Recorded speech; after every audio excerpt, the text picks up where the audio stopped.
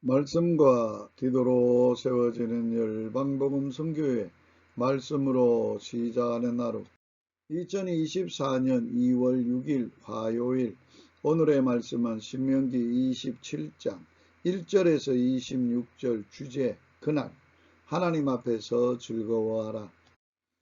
27장부터는 모세의 세 번째 설교입니다.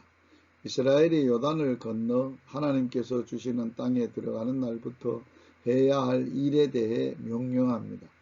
40년간 가진 고생 끝에 적과 꿀이 흐르는 땅으로 들어가는 날은 영원히 잊지 못할 것입니다. 그날은 여호와 앞에서 즐거워할 날입니다. 모세는 이 기쁜 날을 기념하도록 했습니다. 첫째, 큰 돌을 세우고 기뻐하라. 이스라엘이 이 땅을 차지하게 된 것은 그들이 의로워서도 아니요 훌륭한 민족이기 때문이도 아니요 그들의 노력이나 업적에 의한 것도 아닙니다. 모든 것은 하나님의 은혜입니다. 이스라엘은 이 기쁜 날 하나님의 은혜를 기억해야 합니다. 모세는 큰 돌을 세워 거기에 하나님의 말씀을 기록하여 하나님의 은혜를 잊지 않는 백성이 되라고 명령했습니다. 당신은 기쁜 날 하나님의 은혜를 기억하고 하나님 앞에서 즐거워하십니까? 둘째, 돌단을 쌓고 기뻐하라. 하나님의 백성들은 어디 가나 하나님께 단을 쌓는 생활을 해야 합니다. 어디로 가든지 그곳에서 더욱 하나님을 섬기고 하나님의 거룩한 백성으로 살아야 합니다. 모세는 이스라엘이 약속의 땅에 들어가는 날 돌단을 쌓고 하나님께 번제와 화목제를 드리고 하나님 앞에서 즐거워하라고 했습니다.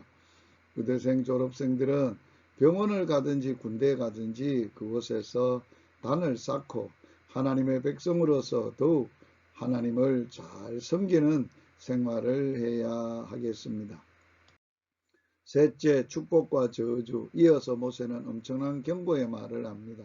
하나님의 백성에게는 무사 안일이나 적당주의가 통하지 않습니다. 하나님의 명령에 철두철미 순종하여 축복을 받아야 합니다. 그러나 하나님의 명령을 거역하는 자에는 저주가 있습니다.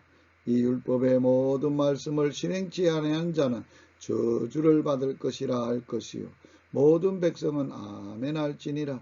이스라엘은 이 율법을 어기면 저주 아래 놓이게 되었습니다. 그러나 하나님의 은혜는 우리를 율법의 저주에서 해방시키셨습니다. 곧 그리스도께서 우리 대신 모든 율법의 요구를 완성하셨기 때문입니다. 당신은 율법의 멍에 아래 신음하고 있습니까?